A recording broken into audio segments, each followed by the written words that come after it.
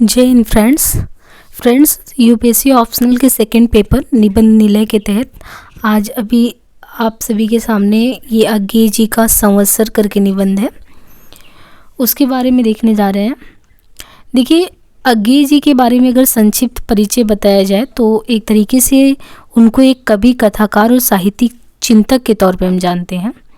और उनका ज़्यादातर लेखन जो होता है वो लेखन विधा में भी अगर निबंध संग्रह उन्होंने सबरंग, त्रिशंकु, आत्मेन पद, भवंती, अंतरा जैसे तमाम निबंधों को लिखा है। तो उनके निबंध में चिंतन अभिव्यक्त होता है, चिंतन की अभिव्यक्ति देखने को मिलती है। वो आलोचनात्मक चिंतन होता है, साहित्यिक चिंतन तो होने के साथ ही एक तरीके से ऐसा नहीं है कि ललित निबंधकार के तौर पे, बल्कि वो एक चिंतन होता है। चिंतन भावावेश में जो उनका लेखन आता है वो साहित्य का चिंतन हो गया, काल के प्रति चिंतन हो गया, मनुष्य का चिंतन हो गया। तो इसी तरीके से ये जो संवत्सर करके है अज्ञेय जी का, इसका नाम है संवत्सर। ये जो चिंतन है ये काल चिंतन पर आधारित है और इस निबंध संग्रह से लिया भी गया है। इसी तरीके से उनके और भी निबंध है, लेकिन यहाँ पे हम देखेंगे प्रस्तुत निबंध में संवत्सर निबंध संग्रह। निबंध में ये है कि बताया गया है कि जो काल होता है, यानी जो समय, चिंतन समय की चक्रीय अवधारणा पर जो हम चिंतन मनन करते हैं, वो जो जीवन काल में समय चलता रहता है उसी की चक्रीय अवधारणा पर आधारित होता है। और समय की इस चक्रीय अवधारणा में कुछ भी समाप्त, व्यतीत या अतीत नहीं होता। जैसे हम लोग कहते हैं पास्ट है, प्रेजेंट है, फ्यूचर है, तो इनका ये कहना है यहाँ पे कि कुछ भी व्यतीत यानी पास्ट एक तरीके से अतीत नहीं होता, समाप्त नहीं होता, व्यतीत नहीं होता, बल्कि ये होता है कि वह आगे जो कुछ भी होने वाला है उसका आधार बन जाता है। जो अतीत है वह न सिर्फ वर्तमान बल्कि भविष्य में भी शामिल है। तो एक तरीके से जो सृष्टि का अन्यदातान प्रक्रिया है, यानी न आदि न अंत, अन्यदांत प्रक्रिया के रूप में वो व्याख्यायित करते हैं।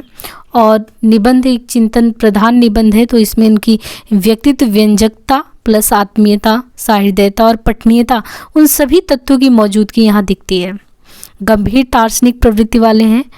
तो इस निबंध में भी आप देखेंगे कि सबसे पहले वो कहते हैं कि मैं उन लोगों में से नहीं हूँ जो बड़े तड़के उठकर टहलने जाता हूँ। देखिए, ये अपने ही जीवन दर्शन से उन्होंने शुरू किया है कि मैं उनमें से नहीं हूँ जो बड़े तड़के उठकर टहलने जाया करूँ और पाँव फटने से पहले ही लौट भी आता हूँ। ऐसे लोगों का विशेष प्रशंसक, जैसे होता नहीं कि लोग प्रशंसक भी होते हैं कि वो अपने जीवन को लेके इतने सजग हैं, तो ये अपने तौर पे ये बता रहे हैं कि मैं ऐसे लोगों का बहुत ही ज़्यादा प्रशंसक भी नहीं हूँ। ये लोग जो रोज़ नियम पूर्वक इतनी जल्दी उठ जाते हैं उससे तो प्रभावित हूँ और तर्क के लिए ये भी मान लेता हूँ कि चलो सवेरे की हवा बहुत अच्छी होती है, लेकिन मैं घूमने जाता हूँ तो अंधेरा देखने तो नहीं जाता। कम से कम रोज़ केवल अंधकार देखने की बात तो मेरी समझ में नहीं आती। कभी कभी अवश्य अंधेरा भी सुंदर लगता है और उसकी यह उपयोगिता भी मैं स्वीकार कर लूँगा कि वह अपने को देखने में सहायक होता है। अपने को देखने में भी कभी कभी तो ठीक है। बाहर निकलकर नई नई धूप देखी तो बढ़ता चला गया और पाया कि सैर को निकल पड़ा हूँ। उन ब्रह्म मुहूर्त वालों की तरह मेरे लिए सैर का अर्थ केवल सड़क की लंबाई नापना नहीं है।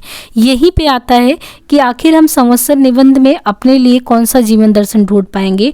तो यहाँ पे ये जो कह रहे हैं कि कम से कम मैं उनमें से तो नहीं हूँ जो सुबह सुबह निकल जाऊँ ब्रह्म मुहूर्त में घूमने और सड़क की लंबाई नापकर चलाऊँ। इसलिए जब भी मैं सैर को निकलता हूँ तो बगीचे की ओर मुड़ जाता हूँ। जानता था कि फूल इन दिनों नहीं होंगे और घास पर भी कोहरा भी होगा। ये गहरी ओस तो होगी ही होगी, पर ओस पर धूप का अपना सौंदर्य होता है। ओस पर धूप की ओर भी लोगों का ध्यान जाता है और गया भी। लेकिन सोचता हूँ कि कभी कभी ऐसा भी तो होता है कि लोग जो चीज़ देखते हैं उसकी तरफ ध्यान जाता है पर उनकी दृष्टि नहीं जाती। यहाँ पे निबंधकार बेसिकली इसमें यही कहना चाहता है कि ओस पर धूप की ओर भी लोगों का ध्यान तो जाता है और गया भी। लेकिन सोचता हूँ कि कभी कभी ऐसा भी तो होता है कि लोग जो चीज़ देखते हैं रियल में वो वास्तव में तो देखते ही नहीं है। ध्यान जाना अलग चीज़ है, दृष्टि जानी अलग चीज़ है।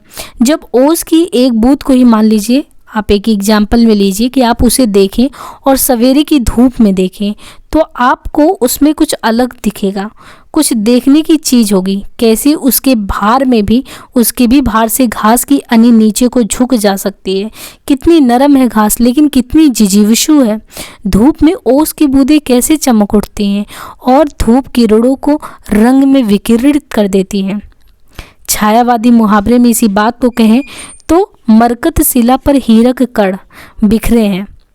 लेकिन मैं छायावादी नहीं हूँ और मुझे धूप की हरियाली पर ओस मरकत शिला पर हीरक कण की अपेक्षा कहीं अधिक सुंदर और प्राणवान दिखता है। लेकिन मैं ये कह रहा था कि बहुत से लोग ध्यान तो देते हैं पर वास्तव में देखते नहीं हैं। हम उन लोगों की क्या कहिए, मतलब हम उन लोगों के बारे में क्या कहें जिन्होंने ओस की बूंदों में केवल और केवल नश्वरता को देखा है, धूप का चमत्कार तो देखा ही नहीं। ये तो ठीक है कि धूप पड़ते ही ओस की बूंद भाप बनकर उड़ने लगती है। यह भी ठीक है कि भोर की पहली किरण के साथ ही प्राय हवा भी सरसरा उठती है। देखिए, ऐसे तो शायद ये कम समझ में आ रहा हो कि कहना क्या चाहते हैं, लेकिन ये तो जीवन दर्शन में यही मूल विचार इनका है कि सृष्टि में तमाम घटनाएं घटती रहती हैं और हमारा हर एक घटना पे नज़रिया हो सकता है। हम हो सकता है कि जैसे स्मृत एक तरीके से कोई घटना हुई, अचानक हमने देखा, यानी इसका मतलब हमारा ध्यान तो उस घटना पे गया, लेकिन क्या उस घटना के पीछे, उस कंटेंट के पीछे उसका क्या आधार रहा है, किस कारण वो घटना हुई या भविष्य में वो घटना ना हो, उतनी दूर दृष्टि तक हमारा दिमाग जाता है? या ऐसे तो तमाम घटनाओं पे दिन भर हमारा ध्यान जाता रहता है, लेकिन उनमें हम किन चीज़ों को अमल में लाते हैं, उनका कहने का यही मतलब कि सैर सपाटा मारने या डेली आप घूमने जाते हो, मुझे उससे मतलब नहीं है। उस समय जाते वक्त आपने क्या प्रकृति को बहुत ही अच्छे से आत्मसात किया, चीज़ों को देखा, या हो सकता है आपकी तमाम चीज़ों पे आपकी नज़रें जा रही हो, फूल पे, प्रकृति पे, पर्वत पे, पठार पे, लेकिन उनमें से आपने क्या जीवन दर्शन किसी के अंदर देखा? मैं जाता हूँ घूमने तो मैं इन चीज़ों को देखता हूँ, समझता हूँ, आत्मसात करता हूँ। तो उन्होंने इसी के एग्जाम्पल से इस चीज़ को बताया कि जो भी है ध्यान देना, कुछ लोग जो ध्यान देते हैं वो साधारण तरीके से ध्यान देते हैं, जिसको कहते हैं कि वो जो ध्यान दे रहे हैं वो नश्वर है, क्षणिक है, आदि महसूस होने लगा। पर जो लोग वाकई में दृष्टि के साथ देखते हैं वे पाते हैं कि हर क्षणिक घटना अंततः निरंतरता व अनश्वरता की ही अभिव्यक्ति है। तो वही चीज़ है कि कभी कभी ऐसा भी होता है कि लोग जो चीज़ें देखते हैं उसकी तरफ उनका ध्यान तो जाता है पर दृष्टि नहीं जाती।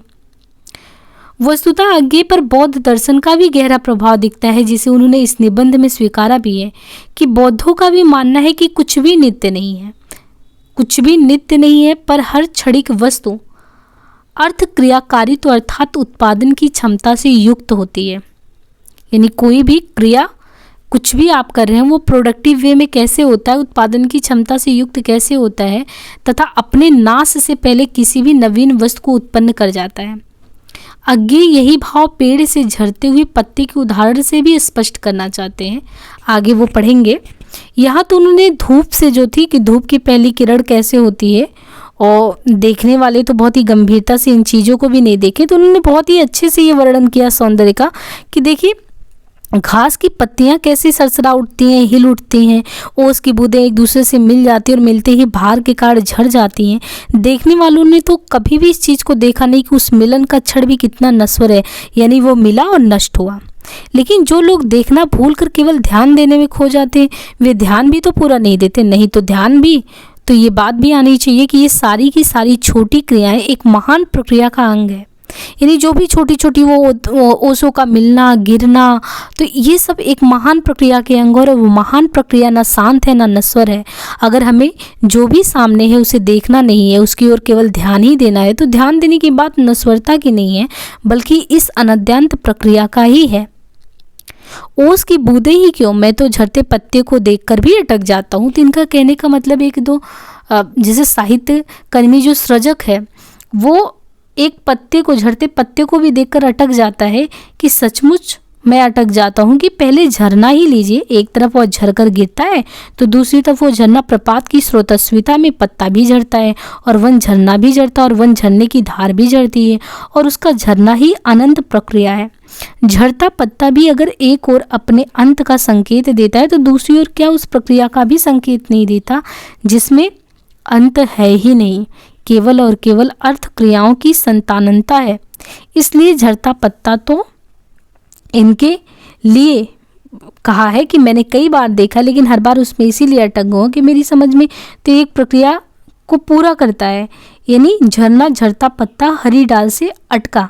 तो मेरी समझ में तो ये प्रक्रिया का पूर्ण चित्र है और मैं उसी चित्र में बहुत अटका हूँ। मेरी धीट भी वहीं अटकी और मेरा ध्यान भी वहीं अटका है। तो नश्वरता का मेरे लिए कभी विशेष अर्थ कुछ रहा नहीं, लेकिन हर चीज़ मिटती हुई किसी प्राणवान चीज़ की प्राणवत्ता में अपना योग दे जाती है। यह चीज़ मैंने बार बार देखा है और हर बार ये चीज़ पाया है कि इससे एक अंतः स्फूर्ति मिलती है जो स्वयं प्राणदायिनी है। हो सकता है ऐसा इसलिए है कि मैं जंगलों में अधिक रहा हूँ, प्रकृति के निकट अधिक रहा हूँ। तर्क के लिए तो कोई ये भी स्मरण दिला सकता है कि ध्यान परंपरा के श्रमण भी प्रकृति के निकट रहते थे और प्रकृति से उन्हें नाश्वरता भंगुरता का ही संदेश मिलता था। लेकिन मैं कहूँगा कि ध्यान संप्रदाय, अब देखिए यहाँ पे मैंने कहा कि ये अज्ञेय जी पे बौद्ध दर्शन का गहरा प्रभाव है। तो बौद्धों के मानने के अनुसार इन्होंने बताया है कि कुछ भी नित्य नहीं है, हर वस्तु जो है क्षणिक वस्तु है। लेकिन ये चीज़ है कि उत्पादन की क्षमता से हर एक क्रिया जुड़ी होती है, हर एक प्रक्रिया का अंश। एक तरीके से देखा जाए तो छोटी छोटी क्रियाओं जो हो रही हैं तो उनसे ऐसा नहीं है कि कुछ अंत हो रहा है, बल्कि हर एक चीज़ कुछ नया दे रहा है। तो वही कहने की चर्चा में केवल यहीं तक आकर रुक जाना, उसे अधूरा ये देखना समझना होगा। वे प्रकृति के निकट रहने का आग्रह करते तो थे, केवल नश्वरता की याद बनाए रखने के लिए नहीं, बल्कि सतत आवर्तन की याद बनाए रखने के लिए। जो कुछ है सब मिटता जाएगा, लेकिन मिट जाने के लिए नहीं, इसलिए कि दूसरा कुछ बनता जाए। मतलब कोई भी प्रक्रिया हो रही है तो वही चीज़ है कि चिरकाल वो चल रहा है, उसका अंत नहीं है, एक प्रक्रिया का अंश है। झड़ता पत्ता भी अगर एक और अपने अंत का संकेत दे रहा है तो दूसरी ओर क्या उस प्रक्रिया का भी संकेत नहीं देता कि जिसमें अंत है ही नहीं, केवल अर्थ क्रियाओं का संतानंता है। वो गिरेगा फिर आएगा, या गिर गया तो एक डाल से लटक गया। तो वही चीज़ कह रहे हैं, अंतः स्फूर्ति मिलती है, ये सब स्वयं प्राणदायिनी है। ये चीज़ मैंने देखा है। और फिर इसी संदर्भ में लेखक ने ध्यान संप्रदाय के बारे में भी बताया कि ध्यान संप्रदाय जैन बौद्ध मत के माध्यम से बौद्ध चिंतन एवं आरण्यकवासी जो जंगल में रहते हैं, निवास करते हैं, प्रकृति के करीब रहते हैं, उनके माध्यम से अगर देखा जाए तो मूल वैदिक चिंतन का उल्लेख करते हुए लेखक कहते हैं कि उन चिंतनों में मानव शरीर की नश्वरता के साथ साथ सृष्टि की अनवरता, मतलब लगातार जो है अनवरता जो है वो जारी ही रहती है एक तरीके से देखा जाए तो वो जो निकट रहते हैं वो तो सतत आवर्तन देख रहे हैं। और अज्ञेय के शब्दों में जो कुछ है सब मिटता जाएगा, लेकिन मिट जाने के लिए नहीं, इसलिए कि दूसरा कुछ बनता जाए। तो वही चीज़ है कि लेखक भारतीय संस्कृति के संबंध में कि प्राकृतिक शक्तियों का ये आह्वान है और चीज़ें नश्वर नहीं, वो सनातन आवर्तन प्रक्रिया में चलती ही रहेंगी। आगे एक मुद्दे पे और भी बात करते हैं, मृत्यु संबंधी विचार पे, कि हमारे यहाँ पे दाह संस्कार होता है, मृत्यु संबंधी विचार, जीवन और सृष्टि। तो क्या ये एक अनवरत चलने वाली प्रक्रिया है कि इसका अंत हो जाने वाला है? तो वो याद दिलाते हैं कि नहीं, भारतीय चिंतन में मृत्यु को जीवन का अंत नहीं बल्कि नित्य प्रवाह के एक अंश के रूप में समझा जाना चाहिए, वो जीवन का अंत नहीं है। अज्ञेय जी कहते हैं यहाँ तक कि मृतक के संस्कार में भी वह ये नहीं भूले कि जो देह सौ होकर अपवित्र हो जाती, वो प्रक्रिया में पड़कर जो जीवित हैं उनकी प्राणवत्ता में योग देती है। मतलब ये मानिए कि जैसे कोई भी व्यक्ति जैसे ही उसका देहावसान होता है और कह रहे हैं कि दाह संस्कार के लिए ले जाते हैं, तो उसका जो सब कहते हैं कि आत्मा निकल गई किसी और में गई, यानी एक शरीर को छोड़ा तो नए में धारण हुआ। तो हम पवित्र और अपवित्र की बात ही नहीं कर सकते, क्योंकि एक जगह तो आप अपवित्र कहे, वही चीज़ किसी जगह गया और बच्चे की किलकारी के साथ वो पवित्र हो उठा।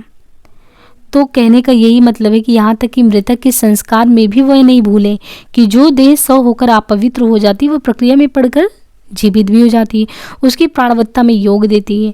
धुआं बनकर, चांदी बनकर, मेघ बनकर, वर्षा बनकर, पृथ्वी की उर्वरा शक्ति बनकर, इस सृष्टि में जो कुछ भी घटित हो रहा है वह काल के भीतर ही होता है।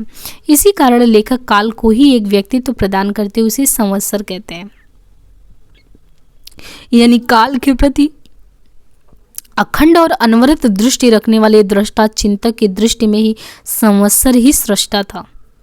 क्योंकि प्रत्येक अस्तित्व समय में आता है क्योंकि समय ही मूल्यवान है और प्रत्येक जीवन के अस्तित्व की बात की वो समय में ही आता है और एक नए अस्तित्व के आगमन के लिए विलीन हो जाता है। इसलिए भारतीय चिंतन पद्धति में संवत्सर को ही सृष्टा माना गया है। नए वर्ष का प्रतीक संवत्सर, संवत्सर ही एक यज्ञ था, रात्रि यज्ञ सामग्री का अक्षय भंडार थी और दिवस उस अग्नि चैन की यजुस्मती ईंटें थी।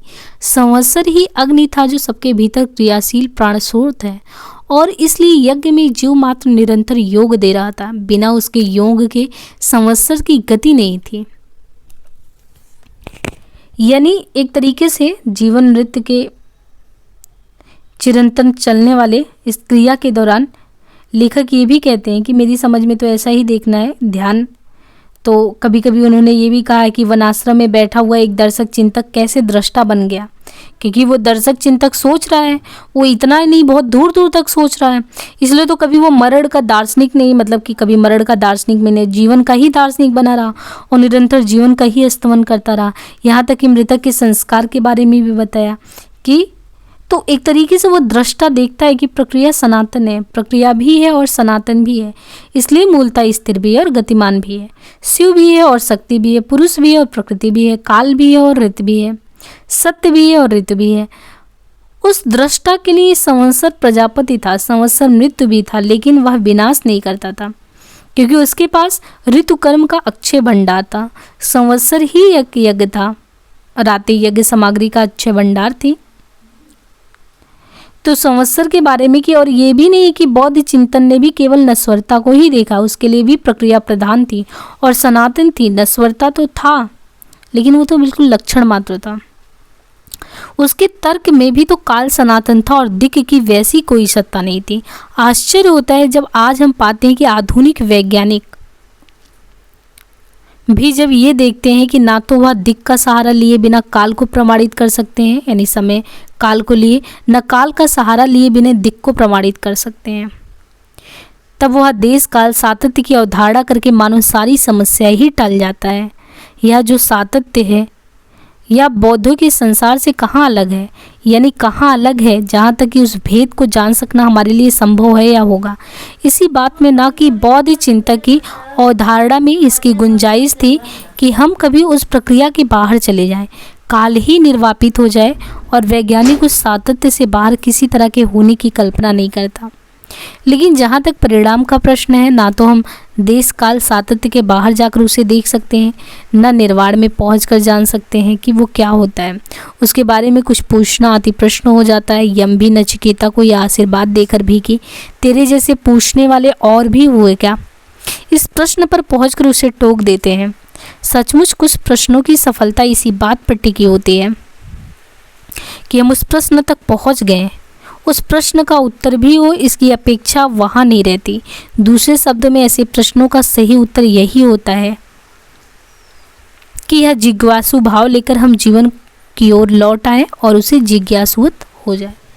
यानी लेखक भारतीय संस्कृति के मृत्यु संबंधी विचार के बाद जो है संवत्सर के बाद ये बताता है कि बौद्ध दर्शन की प्रासंगिकता को स्पष्ट करते हुए कि ये सब तो सनातन प्रवृत्ति है और नश्वरता लेखक कहते हैं कि बौद्ध चिंतन के अनुरूप ही है। आगे ने ये भी बताया कि चिंतन की सार्थकता का पैमाना क्या होना चाहिए। अगर आप सोच विचार कोई कर रहा है तो उसका पैमाना क्या होना चाहिए, आधार क्या होना चाहिए। हर प्रश्न के उत्तर खोज लेना ना जरूरी है ना संभव है। मतलब अगर आपके मन में इतनी जिज्ञासाएं उठ रही हैं तो उन्होंने कहा है कि हर प्रश्न के उत्तर का समाधान, हर प्रश्न का समाधान जरूरी नहीं है, को मिले ना ही संभव भी है। कुछ प्रश्नों की सार्थकता उन तक पहुंच जाने में ही है कि आप वहाँ तक पहुँच गए। जिज्ञासा ही जीवन का सार्थत्व है और जो गहन जिज्ञासा की उपलब्धि कर लेता है वह जीवन के सही अर्थ को समझने की स्थिति में आ जाता है। आगे का कथन है सचमुच कुछ प्रश्नों की सफलता इसी बात में होती है कि हम उस प्रश्न तक पहुँच गए, उस प्रश्न का उत्तर भी उसकी अपेक्षा वही नहीं रहती। दूसरे शब्दों में ऐसे प्रश्नों का सही उत्तर यही होता है कि यह जिज्ञासु भाव लेकर हम जीवन की ओर लौट आएँ और उसे जिज्ञासुवत हो जिए। नरे छिद्रानुवेशी को भले ही यह लगता रहे कि यह प्रश्न अनुत्तरित रह गया, वह अपना काम पूरा कर चुका होता है। उसने अर्थवत्ता का एक नया आयाम हमारे समक्ष खोल लिया होता है। जो इस प्रश्न तक पहुंच जाते हैं, साहस करके यह प्रश्न पूछ लेते हैं, उनका जीवन ही बदल जाता है। शायद पहुँचे हुए होने का अर्थ यही होता है कि उस प्रश्न भाव तक पहुँचे हुए होना। यानी जो भी प्रश्न होता है उस प्रश्न की भावना तक पहुंच गए तो इसका मतलब आप वहां तक पहुंच गए, जिसके सहारे जीवन के एक दूसरे आयाम की देहरी पर पहुंच जाते हैं। बाकी इन्होंने कहा है कि हर एक प्रश्न को आप, जरूरी नहीं है कि हर एक प्रश्न का उत्तर आप पा ही जाएं, ऐसा संभव ही नहीं है। यहाँ पे देखिए इसके शिल्प विधान की बात करें तो निबंध काफ़ी दार्शनिक लगा होगा, वैचारिक चिंतन से परिपूर्ण था, समय को बहुत ही महत्व दिया गया है इसमें। यहाँ पे चिंतन परक होते हुए भी अत्यंत आत्मीय और सहृदयता शैली में विचारों को हमारे समक्ष रखा गया है। इसमें ललित निबंध के आसपास भी पहुँचा हुआ थोड़ा बहुत प्रतीत होता है। निबंध की शैली में व्यक्तिकता की सघन उपस्थिति है। पूरा निबंध ही प्रथम पुरुष वाक्य संरचना में लिखा गया है। उदाहरण के लिए हो सकता है ऐसा इसलिए है कि मैं जंगलों में अधिक रहा हूँ, प्रकृति के निकट अधिक रहा हूँ। चूँकि यह निबंध चिंतन परक है, इसलिए अन्य प्रसंग एवं उदाहरण सिर्फ एक केंद्रीय चिंतन बिंदु को प्रमाणित करने के लिए ही आए हैं। इसमें चिंतन का सिर्फ एक ही बिंदु है, समय की अनवरतता से सभी संततता उदाहरण उसी के सिद्धि व पूर्णता के लिए आए हैं। इस निबंध में ये भी चीज़ है कि शिल्प एक अन्य बड़ी विशेषता है, क्योंकि आप सुस्पष्ट आरंभ, मध्य और अंत में संयोजित देखते हैं कि कैसे प्रश्नों को उठाया गया और फिर प्रश्नों को, जैसे पहले ध्यान देना या दृष्टि क्या चीज़ है, ध्यान क्या है, पहले उनके आंसर दिए गए। फिर बौद्ध दर्शन में क्षणिक वस्तुओं को कैसे माना गया है, हर एक जो भी कार्य होता है उत्पादन की क्षमता से जुड़ा होता है ना। फिर इनके आगे फिर चल के कि ध्यान संप्रदाय क्या है, और फिर आरण्यकवासी कैसे रहते हैं, सतत आवर्तन जीवन का क्या है। फिर भारतीय चिंतन जीवन में अगर देखें तो मृत्यु को क्या समझते हैं, मृत्यु भी एक तरीके से क्या होता है कि जीवन का एक अंश ही होता है नित्य प्रवाह को चलायमान रखने के लिए। तो मतलब प्रश्न करते गए हैं, लेखक के द्वारा प्रश्न किया गया, उसका उत्तर भी उसी अनुरूप देते चले गए हैं। और ये भी बताया कि हर एक प्रासंगिक प्रश्नों का समाधान संभव नहीं है, लेकिन अगर प्रश्न के भाव तक भी आप पहुंच रहे हैं तो वो बहुत बड़ी बात है। तो निबंध के शिल्प की एक अन्य बड़ी विशेषता ये है कि वही सुस्पष्ट आरंभ, मध्य और अंत में संयोजन दिखता है। आरंभ बिल्कुल लालित प्रधान व नाटकीय है, जो इसमें एक आलाप शैली भी दर्शकों को संबोधित करता है कि मैं उन लोगों से, मतलब उनमें से नहीं हूँ जो बड़े तड़के उठकर टहलने जाता हूँ, तो अपने को संबोधित करके बताया गया है।